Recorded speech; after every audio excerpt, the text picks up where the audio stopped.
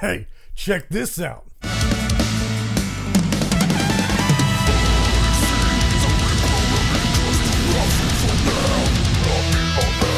That was progressive technical death metal band Exocrine out of France.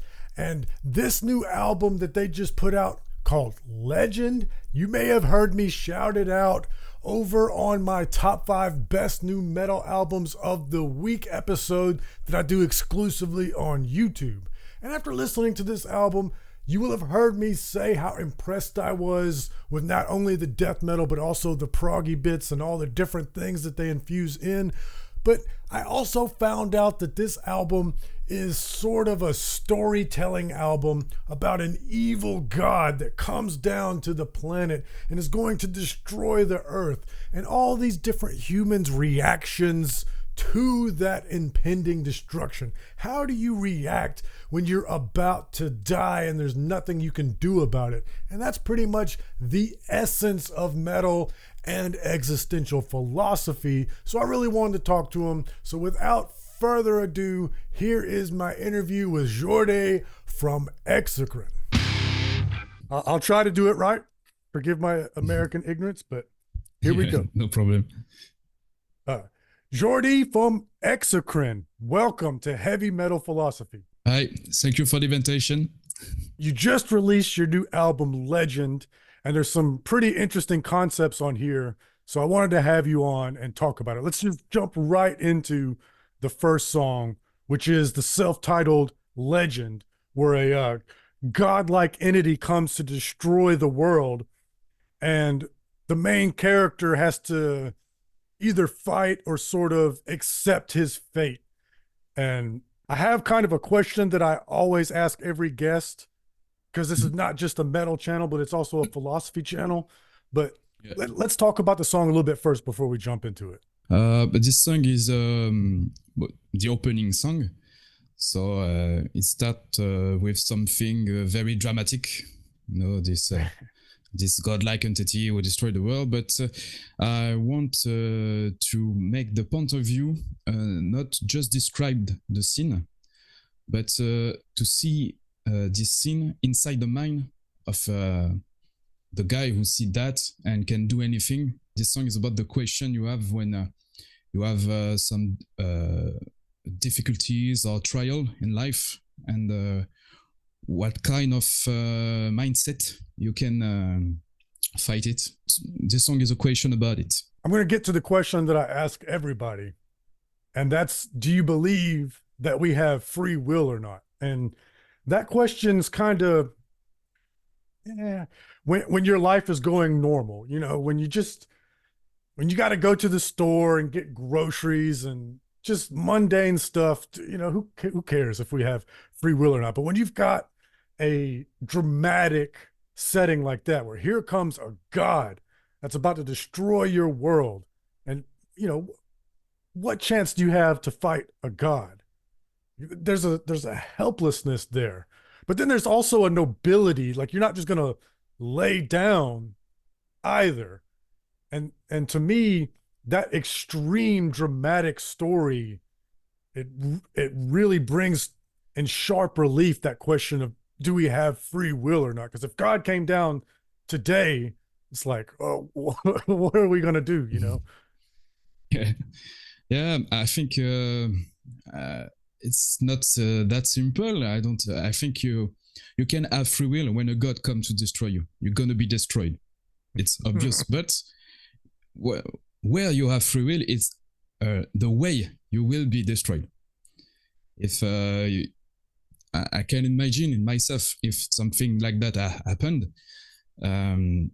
maybe I will spend the last time with my family. Maybe I will fight. Maybe I will cry in room alone.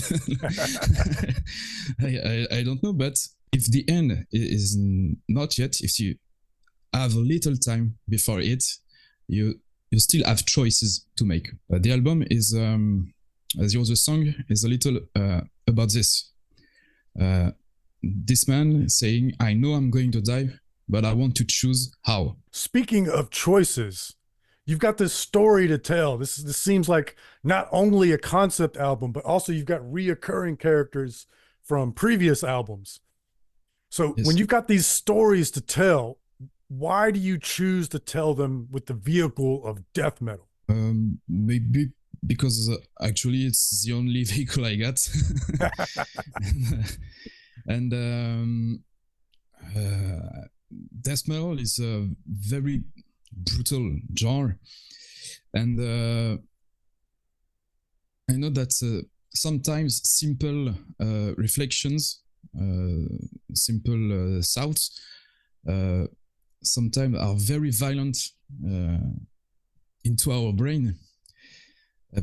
But maybe it's a question that people don't care about, but sometimes for me, it's very violent in my mind. So I think death metal is a perfect vehicle for that. And we try with Exocrine to make some violence because it's death metal, but some relief with more lyrical passage to think it represents what is happening when you have a big problem to solve. Have different state to a different level. When something very tough in life happen, you can panic, you can be angry, and after that you can think clearly about it, and after a while you can be peaceful with this subject. But it may be not in the same order, not always in the same order, and we'll try to transmit that with our music. That's why we try to put some reliefs into the songs. Well, I asked that question really for two reasons. So longtime listeners of this show will know that we've spoken many times that I believe, and shout out once again to Mr. David Burke. He's a PhD in metal studies. This is actually his theory, and I'm a convert, that all metal is an expression of existentialism. And this record is very existential. I mean, it's God's coming to destroy the world, and how do you face that reality? So it makes perfect sense to me that you would choose death metal for such a story, and somebody to think of a story like that, you would be attracted to death metal. That makes perfect sense to me. The reason why I ask is because when you're trying to tell a story, death metal, it's hard for people to understand what you're saying at first. It takes multiple listens. Yes. And then the other reason is because it's actually my love of metal that changed my mind about free will. I've told this story a million times. I used to be a strong believer in free will. It's obviously when I go to the grocery store, I pick which brand of bread or milk that I want to buy, but when I sat down and thought about becoming a metal fan, I realized I had no choice in that matter whatsoever. The first time I heard my first riff, that was it. I didn't choose this life, it chose me. Yeah, it's the same for me. When I was very young, I never heard metal music before, and I was in a shop listening on the we don't have it anymore in France, but you can put a cask on your ears and listen some albums, and I hear for the first time metal, and I said to myself, this is what I like. And for most people, when they hear that growl, they immediately are revolted. But there's something about us that it grabs you, and you don't think about it. You don't decide, I'm going to keep listening to this and I'm going to make myself like it. No, it just is. Yeah. And in the other genre of music, you don't have all the emotional panel. You very often you have joy, you have sadness, you have maybe melancholia, but in metal you have anger, you have maybe hate, you can have fear. All these emotions are not really in the other genre. So I think metal is maybe a response for people who can hear what they need, maybe in the other genre of music. I think that's exactly right, because I need it. You know, I've been told all my life that I would soften as I age, but it's actually went the other direction. Even if another genre of music, I always looking for these feelings. When I hear electronic music, always looking for the most violent electronic music I can hear. Yeah, the hard, like, same. When I listen to rap, it's like the hardest rap. Yeah, You know, when I listen to punk, it's the angry punk. You know, even yeah. like folk music. In America, folk music is like bluegrass and stuff like. A lot of bluegrass is about the devil. Yeah, of course. And I think we also need some. I think I read a study about that. Why we hear sad songs when we're sad is because we need to have something who echoes with what we feel. And when we feel anger, when we feel maybe hate or nothing, metal is perfect to have this echo, and maybe there is more genre now, but when I was younger, it's only metal who can provide this. Yes, like you said, it's perfect. I don't, when I like other music, but there's nothing that satisfies me perfectly the way that metal does. Yes, it depends. Sometimes I like to hear bluegrass. It's not, it's okay, but it's very anecdotic. Yes. Well, also it's some very passionate, but just few days, and after what I always go back to metal. Always. And let's go back to the album. So the next song is Yes. Life. And Yeah. here we have like a demigod kind of being sent by like a Yeah. greater god to go and do the destruction. And so this song, according to the write-up, is about our anthropocentric view Yes. of the universe. And I think about this a lot because as far as we know, we're the smartest beings on the planet. Maybe maybe the dolphins and the whales are smarter, but they don't network worldwide the way that we do. But in the universe, we don't network outside of our planet. Out there, there's bound to be beings that are more important than us on that scale. Yeah. Like, It's maybe. if something I don't happens know. in the Maybe. woods, it just happens in the woods. And it doesn't matter to, you know, Australia and, and another planet in another galaxy. That's the way we are going to be. Yeah, and maybe I don't know if there is other being. Maybe we will never know. But it's also to uh, make people to pay attention of what we consider inferiors to us. Maybe it's it's this demigod is very an antagonist, a total antagonist, but maybe it's also a call to pay attention to all these creatures, maybe to find a kind of harmony. I think if we take care of what we considering inferior, it's just a consideration of ours. It's not maybe it's not the reality. If I don't know if aliens comes to Earth and see us, maybe they will consider us like parasites and not really important, and maybe they will prefer have attention for ants, for dolphins or whales. I don't know. It's yes, it's a critique of the anthropocentrism,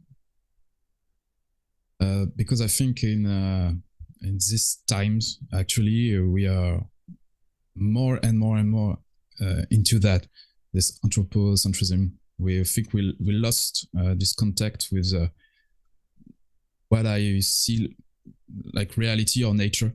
Yes, we're a very egotistical species, from the micro level down to the macro level.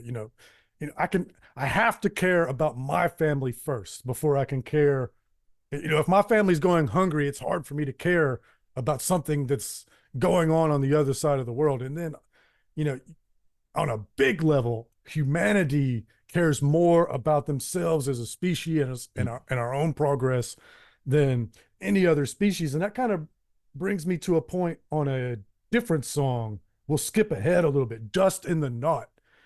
Yeah. That song reminds me of what you were talking about just then, where aliens come, like we would be like ants.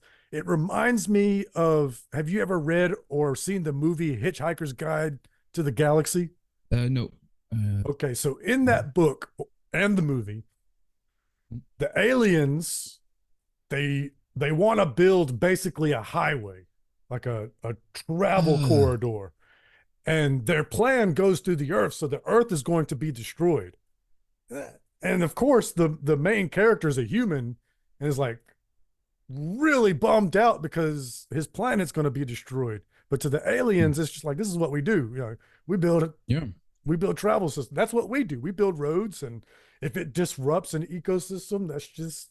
I mean, we need that road. Yeah, and that's why I said in the lyrics, an until trampled, because I don't know where I wrote that. It was it said that we don't pay attention when we want to build our house. If there was an ant here on the field before, we don't care. We don't even ask ourselves about it. We just build our house. Maybe we destroy like a little country,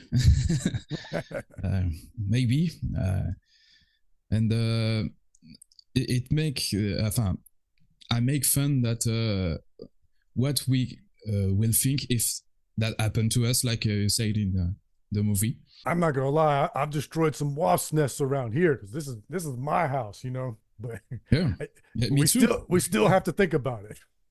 Yeah, And then back on track, the next song, Eidolon, it's about beings that live a really long time and their machinations. And I think about that in philosophy all the time too, because our machinations are based on our lifetimes, which are, if we're lucky, 80 years, 100 years. But if your lifetime is thousands of years, our our strategies about what decisions we would make and how we control our environment, how would that change if we had a much longer view of the world? yeah. But I think that most people, if they have this very long life, will just use it for themselves. I think Sure. maybe I will maybe do the same thing. That's why I show them like knights with strong values, and as I say in a different song, there are ancient heroes. They are heroes. So and they know that sometimes in life and also in humanity, it's some changes don't take one life to be done. Maybe you need many generations, well, many centuries to happen. And I think humanity is like that. Sometimes in maybe 1 year, you have massive change on our existence. It's about maybe politics, maybe social things. And sometimes it takes centuries. So actually, there are a lot of subjects where people want very fast changes. But I think that there some subjects we need we need to take much time, because I think that humans can change this faster. That reminds me of a different song, Altar of War. Sorry. The song Altar of War, it said in the write-up that it's about this concept that, hard times create hard men, and hard men create good times, and good times create weak men. I read this book. It's called the fourth turning. And the argument in that book is we view time as this linear progression. You know, 1,000 years Mm. ago, humanity was barbaric, and we've done nothing but go in a straight line of progress since then. But this book argues that's not actually the case. What's actually the case is time goes in cycles. That's why it's called the fourth turning, because there's 4 seasons in a year, and there's 4 cycles that time goes through, that history goes through. So that's kind of the same concept as that hard times create hard. There's Yeah. cycles of hard times, and then after that, there's cycles of reform, and then after that, there's cycles of complacency, which creates cycles of hard times. So it's not really that progress is a linear straight line. It looks more like when you look at a stock market chart where it goes, if you Yeah. zoom out over a long enough period of time, it goes straight up. But if you zoom in, there's dips and then spikes and dips and spikes. And that's actually the march of time and history and progress. Yeah, it's totally that. Um, and it's also the fact that I think it's maybe sad, but I think that the most beautiful things and the most progressive things people had in history is always come from a crisis, very potentially war, or and I think it's maybe sad, but hard times like this sentence, hard times allows to create a good thing. When I think when a population knows years of war, the years after the war will be obviously good years because people don't want to live that anymore. So from the worst things can emerge the the most beautiful things, I think. Yeah, It's I sad think because so I think too. humanity. Go ahead. I think it's pretty sad because I think that humanity needs these bad times to think different, to make things more peaceful, or like it's pretty sad. I hope one day in the future we have maybe a science fiction future, but where it's not so. I hope we can imagine a future when things won't. We can escape from this loop. Yes.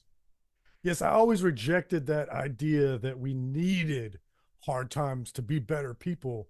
But as I've gotten older, I have to accept it. I wish it wasn't so. I wish we could just get past it.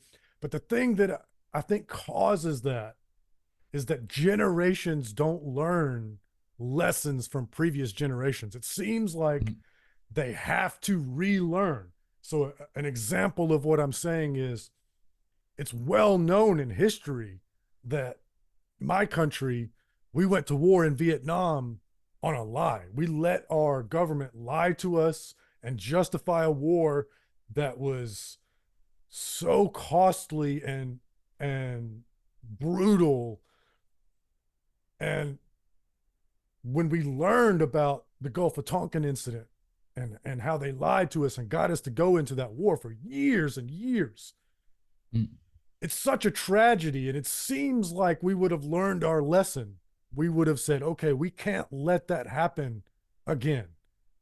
But then you fast forward to my generation, and in the early 2000s, we just let the president lie to us and get us into a war in Iraq again. It's the Yeah. exact same thing that happened. It's just a different generation because we didn't learn the lessons of the previous generation. And now, in this generation, it's people are flabbergasted because it seems like we're relitigating a lot of issues that we thought were settled when it comes to human rights and things like that. It's because this is the next generation's turn, and now we have to do it all over again. Yeah, I think it's the same thing for the economic point of view. For example, in Europe, after the Second World War, uh, all the rich people fall down, and all this money have to be shared between everyone. It's a kind of a balance of repartition of money. But after that, some people get richer, and inequalities start to show. And I think it's always the same. Some people get richer, some people get more poor, and sometimes it's like an elastic. You can bend it, and after it will crack, and again, all this money will will share again, and same cycle. Over and It over and worked over with again. politics. It worked with, I think, social, the social matters, and also money. Also, I think it's all that concern humans are in the same loop. Women's rights. You have eras where women have maybe not as much as now, but have a little power. Then it succeeds with the era where they have no power, and it's also, I think, a kind of loop. But I think it's better actually, and I hope it will stay on this. Yeah, that's one of the things I was talking about when I said we're relitigating things that we thought were settled decades ago. You know, a lot of women's rights issues there. So you said earlier that there is a knight in your story that's like this heroic representation. So that leads me to the song Dragon, where that knight decides to fight the impossible enemy.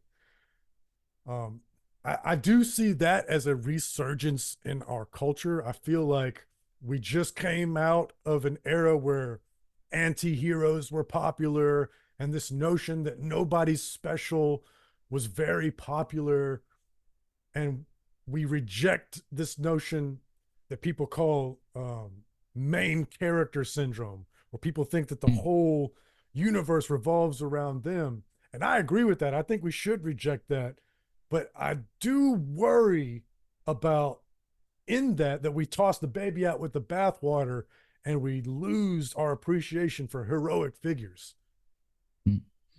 Yeah, and we can see with the song Altar of War that this man is questioning himself and is going to find inspiration in his ancestors, in the people before, and they made good things we can take inspiration of, and then bad things too, so we can avoid to repeat repeat that. And I think that it's also the perception of a hero. You have certainly bad sides, but yes, what matters is actions.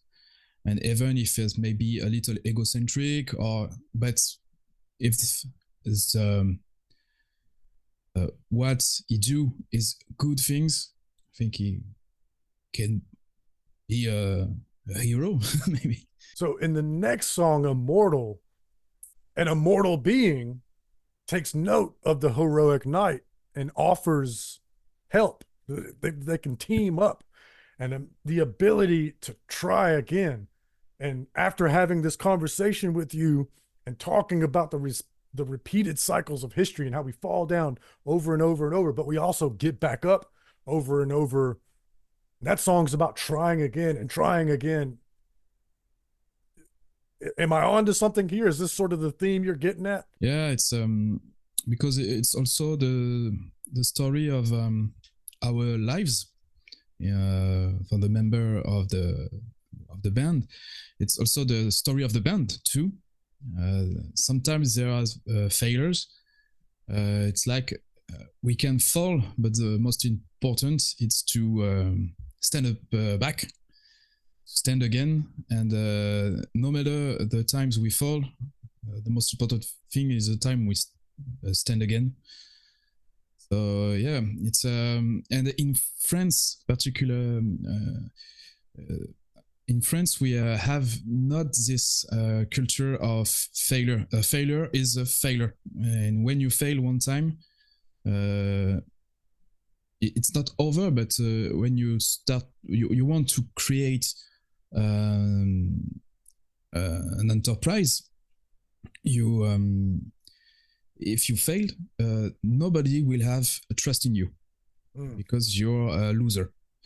I think from our point of view that in America, when you fail, they don't care about the fact you fail. It's what is most important, how far you can go this time.